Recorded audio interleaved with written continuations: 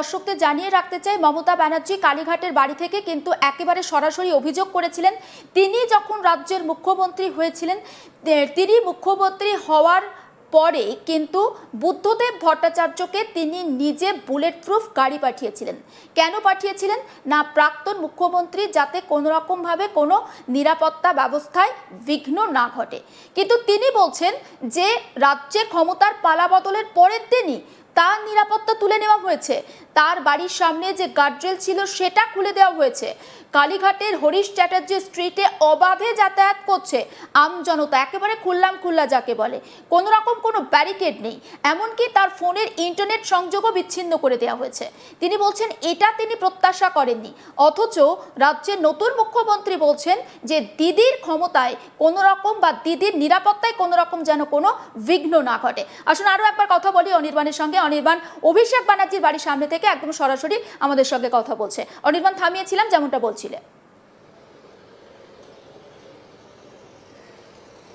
দেখো, একেবারে এই মুহূর্তে দাঁড়িয়ে ছবিটা একটু দেখাই। ছবিটা দেখানোর সঙ্গে সঙ্গে আমি বর্ণনা করছি যে সামনে দেখো এই মুহূর্তে পুলিশি যে টহল, সেই টহল কিন্তু বারে বারে চলছে। কোনো সময় পুলিশের গাড়ি আসছে, বিভিন্ন বিষয় নিয়ে আলোচনা হচ্ছে, তারপরে যাতে নিরাপত্তাটা বহাল থাকে সেই বিষয়টাকে দেখা হচ্ছে। এবং এই সামনেই দেখো একটি ছেলে দাঁড়িয়ে আছে, একটু কথা বলা কি সম্ভব তুলছে বা কোনো একটা কিছু। দেখো এই মুহূর্তে দাঁড়িয়ে একটা সেলফি তুলছে, মূলত বাড়ির পাশে দাঁড়িয়ে। এবং এই ধরনের যে যাওয়া আসা যাতায়াত তাদের সঙ্গে কিন্তু এখানে কোনো রকমভাবে অ্যালাউ ছিল না। এই বিষয়টাকে কিন্তু এখন দেখা যায় যে অনেকেই আসছেন, তারা সেলফি তুলছেন, তারা এখানে এসে ভ্লগ বানাচ্ছেন এবং এই এলাকাটা কিন্তু ব্যারিকেড করা থাকতো। আপনি কোথা থেকে এসছেন? আমি এসছি বারাসাত থেকে। হ্যাঁ হ্যাঁ, এখানে দাঁড়িয়ে সেলফি তুলছেন? সেলফি তুলছি কারণ এখানে কোনোদিন আসতে পারিনি, আর অনেক গার্ড থাকতো, পুলিশি গার্ড থাকতো। তো বাংলার যুবরাজ, তাকে দেখার জন্য খুব ইচ্ছে ছিল। তো যাই হোক, তাকে তো দেখতে পারলাম না, বাড়িটা দেখতে পারলাম, এই জন্যই বাড়ির সামনে সেলফিটা তুলছিলাম। সরকার তো বদলে গেল, এখন এখান থেকে গার্ড সরিয়ে দেবো।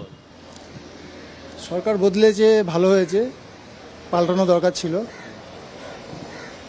আপনি কি অভিষেক বন্দ্যোপাধ্যায়ের ফ্যান? হ্যাঁ, অভিষেক বন্দ্যোপাধ্যায় ফ্যান বলতেও পারেন। তো ফ্যান থাকলেও পাল্টানো দরকার ছিল। সরকার বদলাক, এটা আপনারা চাইতেন? অবশ্যই সরকার বদলেছে, ভালো হয়েছে, ভালো কাজ হবে। আপনার নাম?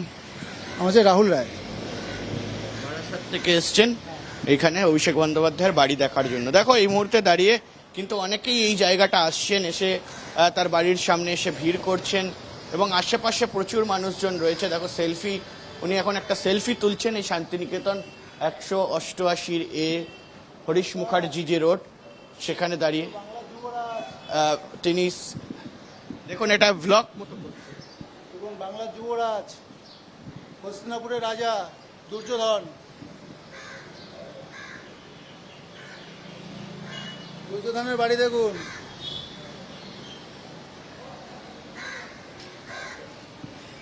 তিনি বলছেন বাংলার যুবরাজ দুর্যোধন, হস্তিনাপুরের রাজা, এইভাবে সম্বোধন করলেন। আমি জানি না এটা কোথাও গিয়ে কটূক্তি নাকি একেবারে সহজ ভাষায় সম্বোধন, কিন্তু এই মুহূর্তে দাঁড়িয়ে এই ধরনের ছবি কিন্তু আমরা প্রচুর পরিমাণে দেখতে পাচ্ছি।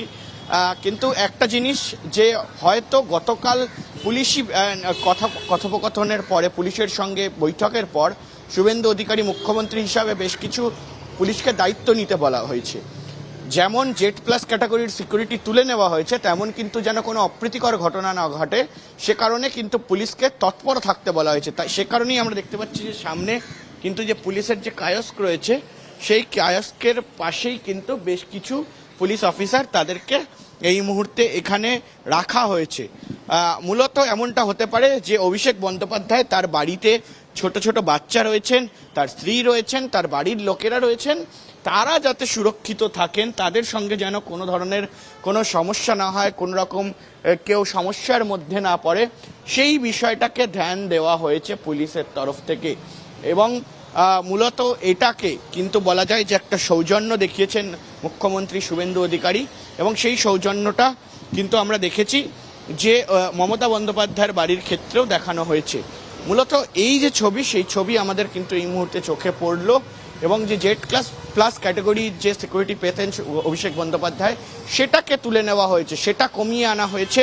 এবং পুলিশের সূত্র মারফত যা খবর পাওয়া যাচ্ছে, নবান্ন সূত্র মারফত যে খবর পাওয়া যাচ্ছে, শুভেন্দু অধিকারী তিনি নাকি কোথাও গিয়ে পুলিশকে বলেছেন যে কিভাবে একজন সাংসদ, শুধুমাত্র একজন সাংসদ হিসাবে কিভাবে তিনি জেড প্লাস ক্যাটাগরি সিকিউরিটি পান, এইটা নিয়ে প্রশ্ন ওঠার পরেই এই বদল করা হয়েছে, এমনটা কিন্তু এই মুহূর্তে খবর পাওয়া যাচ্ছে। জুলেখা, একদম, অনির্বাণ সঙ্গে থাকবে এবং ছবিটা অবশ্যই দেখাতে থাকবে, তোমার মাধ্যমে আমরা দেখাবো। যেমন তুমি কথা বলছিলে একজন ব্যক্তির সঙ্গে যিনি বারাসাত থেকে এসেছেন শান্তিনিকেতন দেখতে শুধুমাত্র, এবং কোথাও গিয়ে তিনি কটাক্ষ করলেন নাকি তিনি ব্যঙ্গ করলেন, আবার তিনি অভিষেককে যুবরাজ বলেও সম্বোধন করলেন, সেটা আমরা বুঝতে পারলাম না।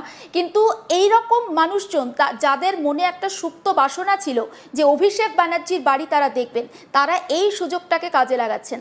অনির্বাণ কথা প্রসঙ্গে একবার বলছিল এই শান্তিনিকেতন অর্থাৎ হরিশ মুখার্জি স্ট্রিট 188A, এটা কিন্তু একটা সেলফি জোনে পরিণত হয়েছে রাজ্যে ক্ষমতার পালাবদলের পরে, এবং মানুষজন তারা সেখানে আসছেন।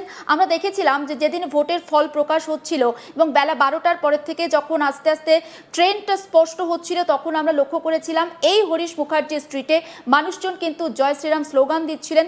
এই অভিযোগও পাওয়া গিয়েছিল যে অভিষেক ব্যানার্জির তার বাড়ির দরজাতে লাথি দেওয়া হচ্ছে, এরকম একাধিক অভিযোগ সামনে এসেছিল।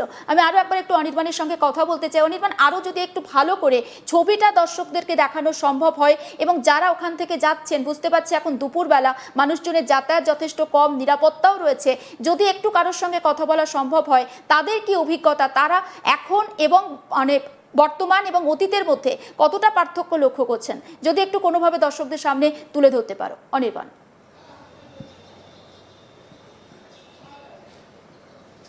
দেখো, তেমনটাই আমি দেখাচ্ছি এই মুহূর্তে দাঁড়িয়ে। এই যে এলাকা, সেই এলাকায় কিন্তু একেবারেই লোকজন কেউ আসতো না, অর্থাৎ সে জায়গায় কিন্তু এই মুহূর্তে একাধিক মানুষের যাতায়াত শুরু হয়েছে এই পুরো বিস্তীর্ণ যে রাস্তা, সেই রাস্তা দিয়ে।